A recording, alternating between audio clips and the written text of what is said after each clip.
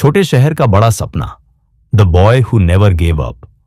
उत्तर प्रदेश के एक छोटे से शहर में आरव नाम का एक लड़का रहता था। उसका परिवार बेहद साधारण था। उसके पिता सब्जी की ठेली लगाते थे और मां घर घर जाकर काम करती थी। गरीबी उनके जीवन की सच्चाई थी, लेकिन सपनों की कोई सीमा नहीं होती। आरव रोज स्कूल जाने से पहले अपने पिता की ठेली पर मदद करता।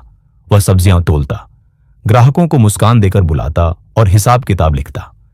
कई बार उसके दोस्त उसका मजाक उड़ाते, कहते, देखो, सब्जी वाले का बेटा भी बड़ा आदमी बनने का सपना देखता है। लेकिन आरव के दिल में आग थी। वह जानता था कि उसकी मेहनत ही उसकी असली पूंजी है। स्कूल में वह तेज छात्र था। उसे पढ़ाई के साथ साथ कंप्यूटर और विज्ञान में बहुत रुचि थी। जब उसके पास किताबें खरीदने के पैसे नहीं होते तो वह लाइब्रेरी में घंटों बैठकर पढ़ता। इंटरनेट कैफे में वह बचाए हुए पैसे खर्च करके नई नई चीजें सीखता। एक दिन उसके शिक्षक ने कहा, बेटा, परिस्थिति चाहे कैसी भी हो, अगर तुम हार नहीं मानोगे तो जिंदगी तुम्हें हार नहीं मानने देगी। ये शब्द आरव के दिल में गहराई से बैठ गए। आरव के शहर में एक इंटर स्कूल साइंस प्रतियोगिता हुई। उसमें भाग लेने के लिए उपकरण खरीदने की फीस भी थी। उसके पिता के पास पैसे नहीं थे। पिता ने कहा, बेटा, हमारी हैसियत इतनी नहीं है। लेकिन मां ने अपने गहनों में से एक छोटी सी नथ बेचकर पैसे दिए। प्रतियोगिता के दिन आरव ने अपने प्रोजेक्ट सौर ऊर्जा से चलने वाला छोटा जनरेटर को प्रस्तुत किया। सब उसकी सोच देखकर हैरान रह गए। वह प्रतियोगिता जीत गया और उसे राज्य स्तर की परीक्षा में जाने का मौका मिला। लेकिन कहानी यहीं खत्म नहीं हुई। प्रतियोगिता में सफलता मिलने के बाद भी उसके रास्ते आसान नहीं थे। उसे बड़े शहर में जाकर पढ़ाई करनी थी।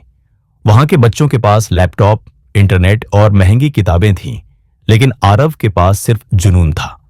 उसने अपने संघर्ष को ताकत बनाया। रात को सब्जी बेचकर लौटने के बाद वह स्ट्रीट लाइट के नीचे पढ़ाई करता।